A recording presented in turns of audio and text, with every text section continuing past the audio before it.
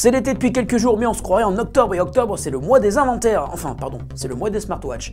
Et on en parle aujourd'hui, ça tombe bien. Bonjour à tous, nous sommes le lundi 30 juin 2014 et c'est le Fresh News du jour qui pique les petits yeux de tous ceux qui ont fait la fête hier soir. Coucou les gens, c'est parti. This is funky fresh, this is funky fresh. Pick up on a mustard pack and grab your double cheese and fries. Voilà une histoire qui va vous faire réagir et qui prouve que posséder 1 milliard de membres permet de faire des expériences qui ne passent pas inaperçues. On a appris ce week-end que Facebook a mené une expérience scientifique sur 700 000 membres anglophones de son réseau en 2012. Dans le but d'étudier la réaction émotionnelle des utilisateurs, Facebook a donc modifié le flux d'actualité de 698 003 personnes exactement, choisies au hasard, en faisant apparaître plus ou moins d'informations positives ou négatives selon les gens. L'équipe de scientifiques qui a conçu cette expérience a ensuite étudié les messages postés en réaction par les utilisateurs cobayes de cette expérience. Le but était de déterminer si le fait d'être exposé à des messages positifs ou négatifs influençait l'humeur des membres. Le résultat de l'étude semble assez logique, il vient de tomber, les gens sont bien influencés par une atmosphère en particulier, autrement dit, plus les messages postés sont positifs, plus les gens postent des messages positifs en réaction et inversement. Outre l'aspect social intéressant de cette expérience, c'est surtout le côté manipulation des informations qui pose aujourd'hui problème. L'hégémonie de Facebook nous montre que le monde peut être manipulé et quoi de mieux que le plus puissant des réseaux sociaux pour le faire. On ne va pas toutes les citer, mais la plupart des grandes marques ont désormais sorti leur smartwatch. Il en manque principalement deux, Apple et Microsoft. Et il se pourrait bien que les deux constructeurs dévoilent leurs montres connectées et en même temps, selon des informations récoltées par nos amis de Tom's Hardware aux États-Unis, Microsoft pourrait en effet annoncer sa nouvelle smartwatch à la rentrée. Je dis bien nouvelle et pas première, car Microsoft avait déjà fait une tentative il y a quelques années sous le nom de Keen. Mais il vaut mieux ne pas trop revenir sur cet échec douloureux qui avait vu l'annulation du produit à peu près 2 mois après sa sortie. On appelle ça un gros flop.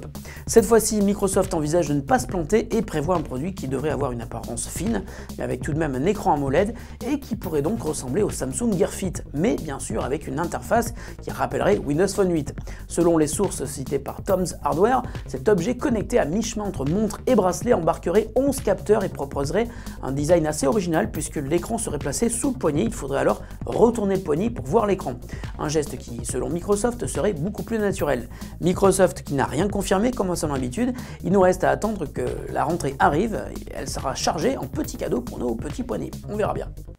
Il y a environ 1 an, Facebook lançait Facebook Home en grande pompe. On avait même pensé un instant que la compagnie de Mark Zuckerberg allait annoncer un smartphone tellement l'excitation autour de cette annonce était palpable. Mais non, la réalité fut plus modeste avec la présentation d'un simple launcher Android.